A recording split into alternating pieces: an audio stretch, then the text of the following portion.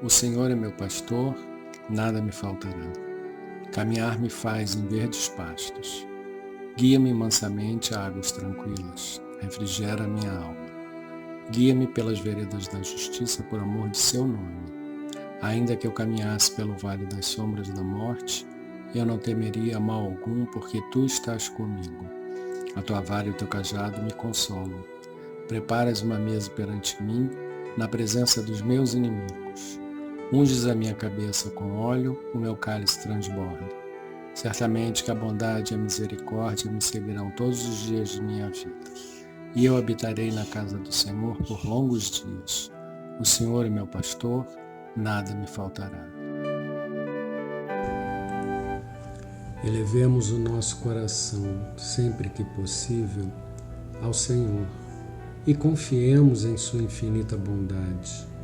Na prece está a nossa força e no serviço do bem o nosso refúgio. Confiemos nosso pensamento à oração e nossos braços ao trabalho com Cristo Jesus. E Jesus solucionará os nossos problemas com a bênção do tempo, paz e esperança ao coração.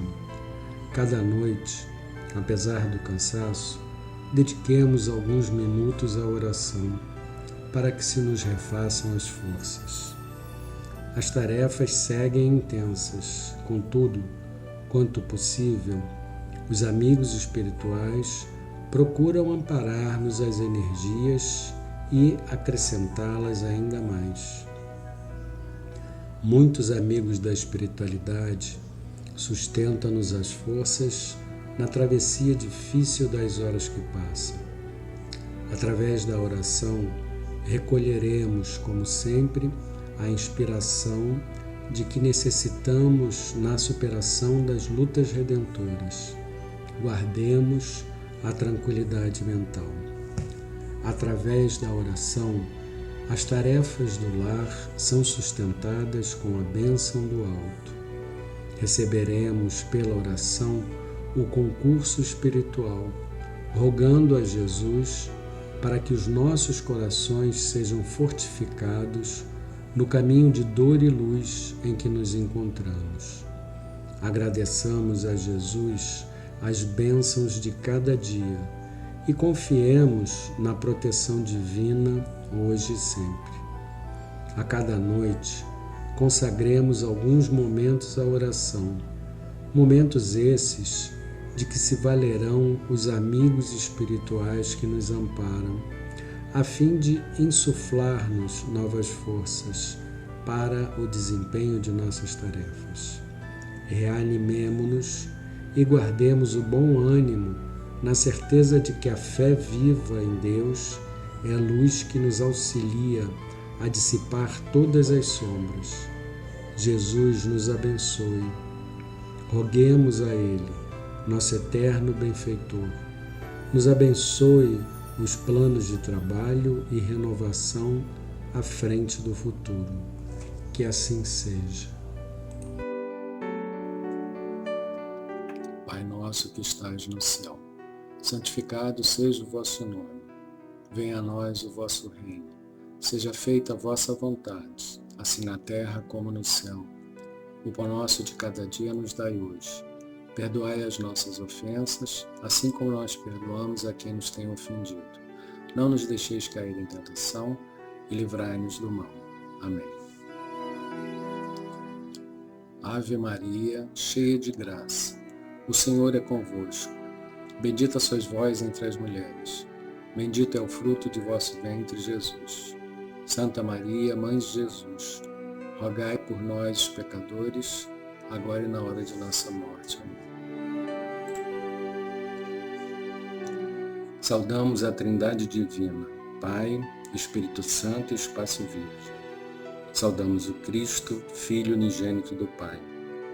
Saudamos o amor divino, força que cria, mantém e renova todo o universo. Pedimos, Pai, por todos os seus filhos que vivem neste planeta, encarnados e desencarnados. Pedimos pela paz no mundo, entre povos e nações. Pedimos pelos mais necessitados, que seu amor possa atender às suas necessidades. Pedimos pelas crianças do mundo e, em especial, por aquelas que não têm um lar para morar e uma família para amar e serem amadas. Pedimos por todos que ajudam a Creche Santa Clara e os programas sociais da CFA.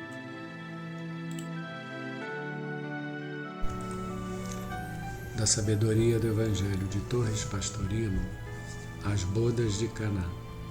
João capítulo 2, versículos 1 a 11. No terceiro dia, houve um casamento em Caná da Galileia, e achava-se ali a mãe de Jesus.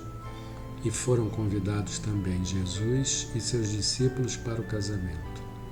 Tendo acabado o vinho, a mãe de Jesus disse-lhe: Eles não têm mais vinho. Respondeu-lhe Jesus: Que importa isto a mim e a ti, mulher? Ainda não chegou minha hora. Disse sua mãe aos serviçais: Fazei o que ele vos disser. Ora, estavam ali colocadas 6 talhas de pedra, das que os judeus usavam para as purificações, e continha cada uma 2 ou 3 metretas. Disse-lhe Jesus: Enchei de água as talhas. Eles as encheram até a borda. Então lhes disse: Tirai agora e levai ao presidente do banquete. E eles o fizeram. Quando o presidente do banquete provou a água tornada em vinho, não sabendo de onde era, mas o sabiam os serviçais que haviam tirado água, chamou o noivo e disse-lhe: Todo homem põe primeiro o bom vinho, e quando os convidados se embriagaram, então ele lhes apresenta o mais recente. Mas tu guardastes o bom vinho até agora. Jesus fez esta primeira demonstração em Caná da Galileia e manifestou sua doutrina, e seus discípulos acreditaram nele. Estamos no 7º dia a contar do primeiro episódio. O casamento realizou-se na cidade de Caná de Galileia, a cidade natal do discípulo recém-chegado, Natanael. De quem teria sido o casamento? Nenhuma indicação. Qualquer suposição jamais poderia passar além de mera hipótese. Entretanto, Maria ali se achava como pessoa independente, como amiga da família, e não na qualidade de mãe de Jesus. Este é que parece ter sido convidado pelo único motivo de ser seu filho, e ali aparece com seus discípulos como convidados. As festas das bodas duravam 1 semana e os convites eram amplos. Daí, por vezes, as previsões das quantidades de comida e bebidas poderem falhar. Pelo que transparece da narrativa, Maria observou essa dificuldade em relação ao vinho, com sua sensibilidade feminina de dona de casa. Com a autoridade oriunda de amiga da família, toma as providências indispensáveis para contornar a dificuldade, recorrendo a alguém que ela sabia poder remediar a situação. Avisa a Jesus que o vinho acabara e de imediato dirige-se aos serviçais, ordenando-lhes que obedeçam a Jesus. Pelo que se percebe, parece mesmo tratar-se de pessoa da família, com a autoridade reconhecida pelos serviçais que lhe obedecem. Consideremos a resposta de Jesus, analisando-a em seus pormenores. Que nos importa isso a mim e a ti? Parece-nos claro que o sentido se impõe como interpretação lógica. Que importa a ti e a nós com o que se passa? Mulher. A palavra mulher nada tinha de ofensivo, nem de menos respeitoso entre os orientais, os gregos e os romanos, tanto quanto nada tinha de desrespeitoso a palavra homem. Hoje diríamos senhora, termo desconhecido naquela época. Minha hora ainda não chegou. A terceira consideração referente a essa expressão visa salientar, segundo os intérpretes, que não havia soado o momento de Jesus iniciar a sua missão carismática na Judéia. Maria, na realidade, não interpretou assim a resposta de Jesus, tanto que dá ordem aos serviçais, e ordem taxativa: obedeçam ao que ele mandar. E a própria atuação de Jesus contradiz esse sentido, pois ele assume o comando da situação e manda encher de água 6 talhas de pedra, que serviam habitualmente para os rituais dos israelitas. Uma vez cheias as talhas até a borda, Jesus manda que levem um novo vinho ao presidente do banquete, para que seja provado. Vem a cena da admiração por causa da qualidade do produto. Grandes e profundos ensinamentos. As bodas ou o casamento do espírito reencarnado com a individualidade eterna em união mística, profunda e perene. É deste passo que trata o presente trecho evangélico, narrando-nos os pormenores que cercaram esse casamento entre os dois, essa unificação perfeita. As bodas realizam-se em Caná, que significa cana ou caniço, a planta que nasce reta para o alto, como uma flecha que está para disparar verticalmente. É a flecha da oração que elevará as vibrações, partindo do jardim fechado. Aproximando-se a hora do casamento, da união total, íntima e profunda, em que os dois serão uma só carne, a intuição, Maria, adverte a individualidade, Jesus, de que os discípulos, os convidados ao banquete espiritual, não têm vinho, isto é, ainda não possuem o conhecimento profundo do sentido das Escrituras. E a individualidade retruca que não é esse o caminho e que ainda não chegou sua hora, ou seja, o momento do contato. Diz mais que a intuição não deve dirigir-se à individualidade, que temos nós com isso, mas sim à personalidade, aos veículos inferiores, aconselhando-os a obedecer à individualidade para que ela possa agir. Compreendendo a advertência, a intuição volta-se para os veículos interiores, os serviçais, que são o corpo físico, as sensações, as emoções e o intelecto, que servem à individualidade. Esta, então, observa que ali se encontram 6 talhas de pedra. A narrativa evangélica é bastante clara. Tomando as escrituras sagradas, talhas de pedra, Jesus manda que os serviçais, a personalidade, as encham de água, a interpretação alegórica. Eles o fazem, e o fazem bem, enchendo até a borda. Esgotam os assuntos e as interpretações de que são capazes. Nesse momento, quando a personalidade está preparada, chega a individualidade, Jesus, e transforma a água em vinho, ou seja, transforma os ensinos alegóricos em ensinos simbólicos, místicos, espirituais, cheios de sabedoria. Revela-lhes o que há de oculto na palavra sagrada. Depois de fazê-lo, manda que levem essa sabedoria que proveio do coração ao intelecto, o presidente do banquete, a fim de ser por ele examinada, provada, saboreada e julgada racionalmente. O intelecto maravilha-se diante daquela sabedoria e mostra ao candidato à união, o noivo, que normalmente Os homens não agem assim.